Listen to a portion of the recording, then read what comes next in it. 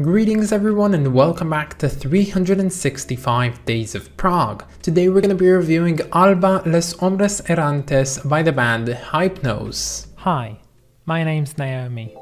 I'm an avid progressive rock fan, but I'm a long ways from knowing all the prog albums out there.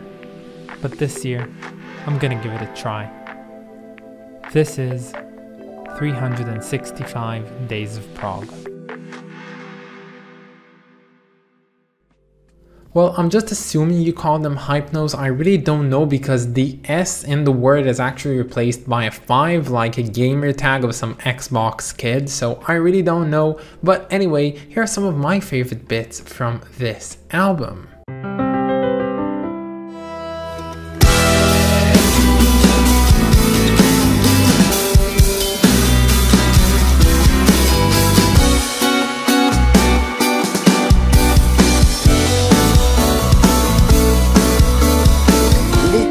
Toda la gente del pueblo también ha compartido con ellos también. Feliz han bailado.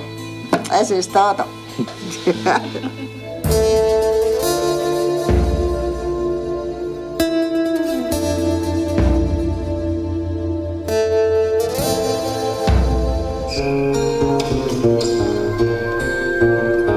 Busca el cielo en ti mismo.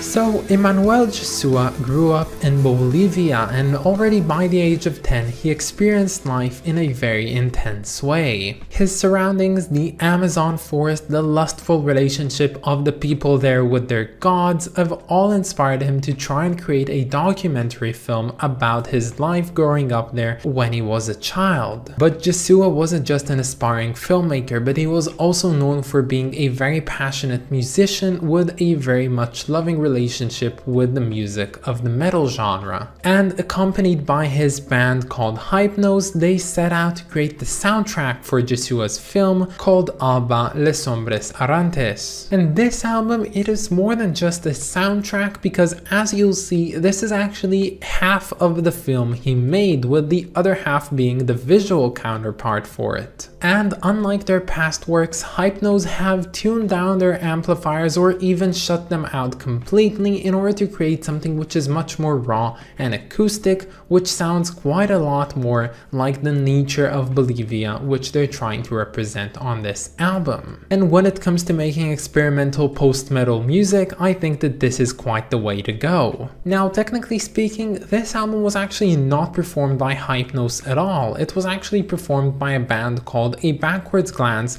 on a Travel Road. Now, this band is actually the same as Hypno5e. It's just an alter ego containing basically the same members, but they were created in order to represent something different for the fruition of this film. But in all honesty, it's basically like calling the Beatles and Sgt. Pepper's Lonely Hearts Club Band two separate bands when at the same time they're just the same people exactly. But my personal opinion about why they did that is actually because they were shifting and changing their sound so much from what they were known at by this point with their heavy metal characteristics. So when they actually decided to create this really calm and quieter album, they wanted to change their own persona, but not of course make it under another alias and another band, so they just kind of changed things up for the sake of this one in particular. And now when we know all of this, things about this album start getting clear and we can start dissecting them one by one. The first one are the languages. Yes, languages. This album actually contains 3 languages going all over the titles, the sung parts and the spoken parts, and these 3 languages are English, Spanish and French. Now, of course, English is supposed to represent something international, something that a lot of people could understand, a way of communication with people around the world. French is actually supposed to represent the origins of the band themselves, which founded in France in 2003. and Spanish of course is supposed to represent the Bolivian origins and the roots that this entire album and film go reliant upon. Secondly, the spoken sections. This album actually has a lot of what you might call spoken word sections, and that's what I thought about them in the beginning, but apparently these points in the album aren't just stalling your album trying to point out some narrative, they're actually a part of the real film that you can watch online. These aren't things that were recorded in the studio, much like what Roger Waters does with his solo works. No, these are actual people being documented and interviewed that they were put into this album in the finalization of it. And lastly, and this is actually not an observation but a recommendation, I would highly recommend anyone that is following the series so far to actually not go ahead and listen to this album like over on Spotify or on YouTube, but instead go ahead and search out the film. It is widely available on YouTube, and I've seen that it has the same runtime as the album itself, which means that the album is just accompanying the entirety of the film, and you should probably do that, and I believe it to be a very interesting experience. I personally haven't done that because I didn't know about the existence of this film when I started listening to the album. I made a very poor decision with this one to not do any research about it, just listen to it, enjoy it for what it is, and then do the research. And when I found out later on that this album actually has an accompanying film, I kind of got bummed out, but I don't really have the time to watch a full-on feature film right now, so I'll highly advise it to anyone watching this video, and I'll do so in the future to come. Now, I'm not gonna go through this album track by track because I do actually believe it to be one giant interesting piece that I really can dissect into several smaller pieces.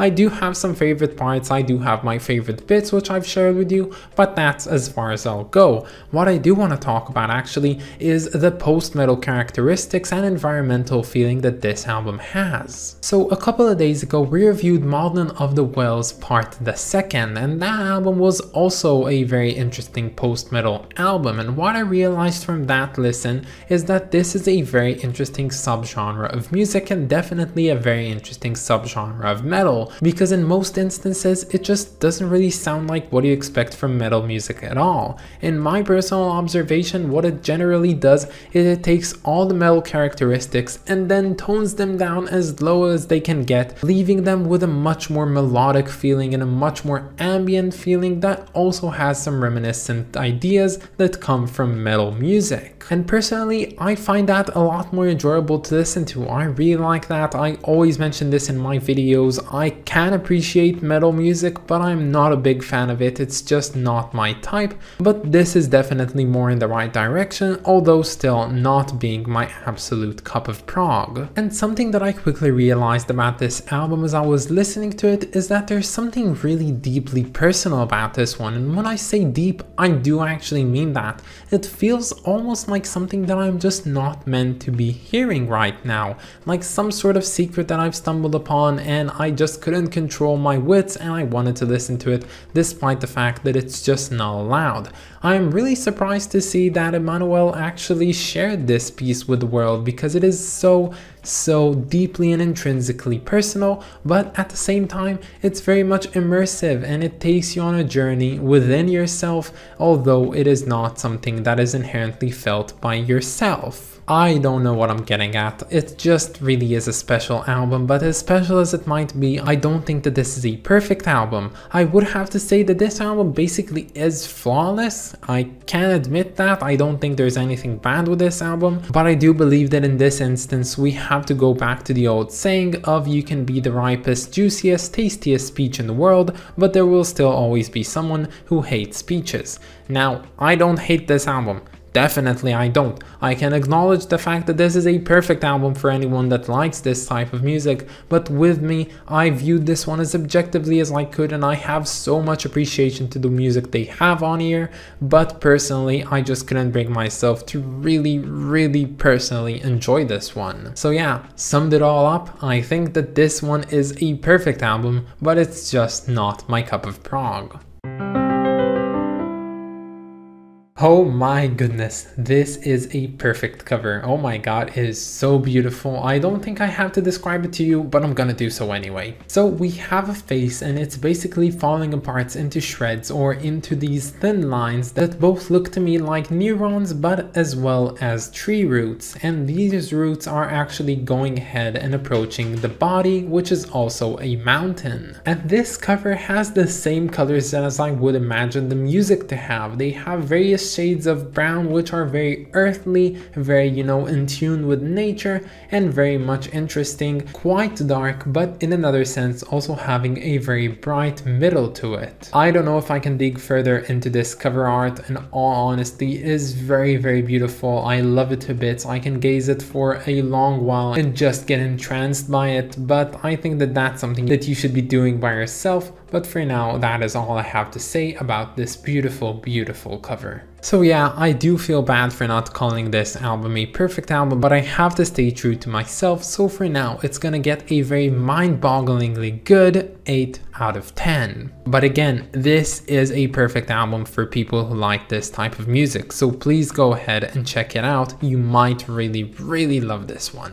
But that's about it, guys. I hope that you enjoyed this video. This is of course episode 199, which means that tomorrow's episode is the infamous 200th episode of the series, and for it we're going to be reviewing the album called Argus by the band Wishbone Ash.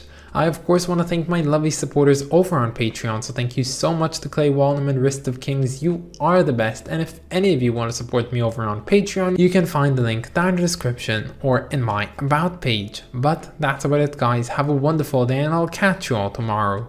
Bye guys.